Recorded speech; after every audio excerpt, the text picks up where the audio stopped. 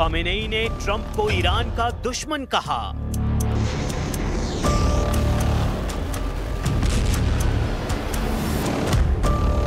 Khamenei ने Trump को deal breaker कहा।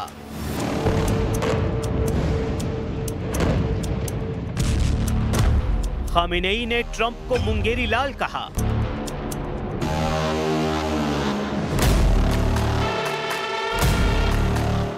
खामेनेई ने ट्रंप को कातिल कहा। खामेनेई ने ट्रंप को आतंकवादी तक कह डाला।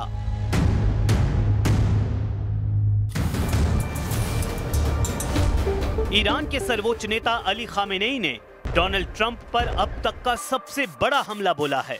खामेनेई ने डोनाल्ड ट्रंप और बेंयामिन नेतन्याहू दोनों को जून में लड़ा गया 12 दिन का युद्ध याद दिलाया है।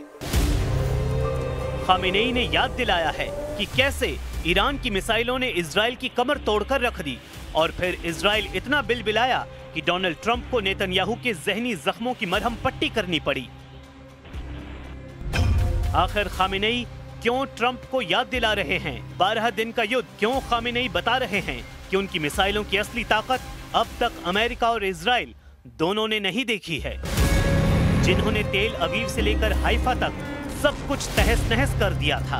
ये 13 जून की रात और उसके बाद का वीडियो है जब ईरान की मिसाइलों ने तेहरान और बाकी शहरों पर हुए इजरायली हमले के बाद नेतन्याहू के शहरों को दहला दिया था। اینا مایوسن.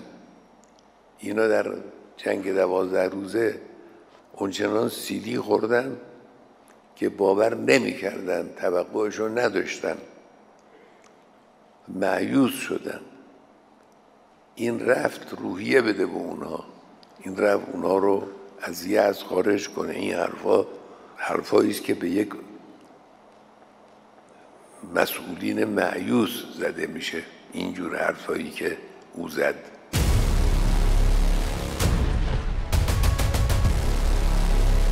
खामेनेई ने सबसे बड़ा अटैक ट्रंप पर किया है। खामेनेई ने अमेरिका और इजराइल की एयरफोर्स पर ठहाका लगाया है और कहा है कि ट्रंप चाहे जितनी शेखी बघारते रहें, कितने भी दावे करें, लेकिन ईरान का परमाणु कार्यक्रम न इजराइल की एयरफोर्स तबाह कर सकता है, न ही अमेरिका के पास ऐसी ताकत है। बेहतर है कि ईरान के परमाणु अड्डों को तबाह करने वाले ख्वाब देखते रहें। ईरान न उनके काबू में आया है, न कभी आएगा। میکنه که صنعت هسته‌ای ایران رو بمباران کردیم و از بین بردیم. خب خیلی خوب، همین خیال باشه.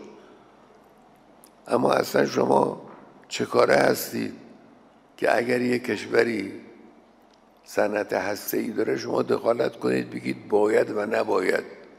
شما چه کاره دنیایی؟ چه ربطی به آمریکا داره که ایران امکانات هسته‌ای و صنعت هسته‌ای داره یا نداره؟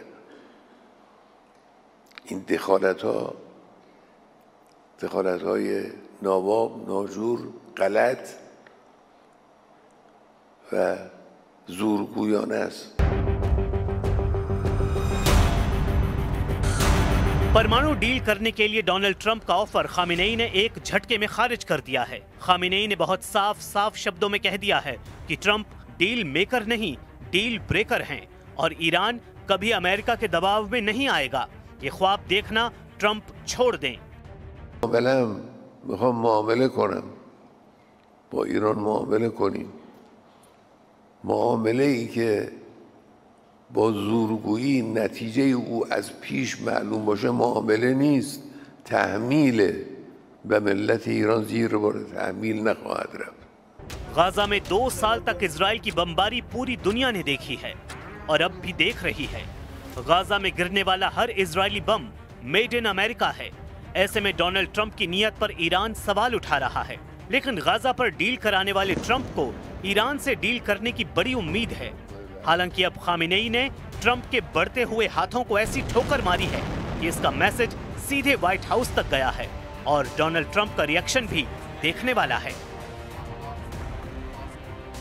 If you look at the Middle East, I would say prior to us hitting Iran so hard, we could have never made that deal because you would have had a dark cloud over the Middle East when we took out their nuclear capability, which was one of the great military maneuvers of all time. It was flawless. You saw that. Donald Trump का यही अंदाज है जो उन पर यकीन करने वालों का हौसला डगमगा देता है। एक तरफ डोनाल्ड ट्रंप डील के लिए हाथ बढ़ाते हैं, लेकिन दूसरे हाथ में सामने वाले को धक्का देने का इरादा भी नजर आता है। ये बात ज़ेलेंस्की तो बार बार महसूस कर रहे हैं, जिन पर पुतिन से डील करने का दबाव है, क्योंकि ट्रंप भी बार बार कह रहे हैं कि अब यूक्रेन के बस की नहीं कि वो युद्ध जीते, इसलिए ईरान बहुत चौकन्ना है। और उसके सर्वोच्च नेता खामेनेई ने अपने कमांडरों से बात करके साफ कर दिया कि अमेरिका की मनमर्जी नहीं चलेगी, ना ही ईरान ट्रंप के दबाव में आएगा, क्योंकि अमेरिका पहले ही उसके कई परमाणु वैज्ञानिकों को मौत के घाट उतार चुका है। افتخار میکنه به اینکه دانشمند ایرانی رو ترور کرده. بله دانشمند ترور کردید، افراد امثال تهرانچی و عباسی اینها رو ترور کردید، لکن علمشون رو نمیتونید ترور کنید.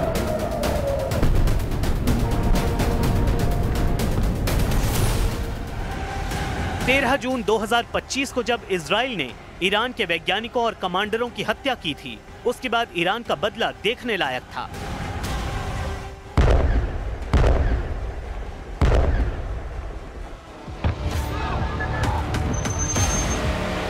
तेरह जून की रात को ही जब ईरान ने इजराइल पर मिसाइल बरसाई तो पूरी दुनिया हैरान थी। ईरान मिसाइल अटैक का हर रिकॉर्ड तोड़ रहा था। क्या तेल अवीव, क्या हाइफा और क्या इजराइल का डिफेंस सिस्टम, ईरान की मिसाइलों ने इजराइल के हर कवच को भेदा।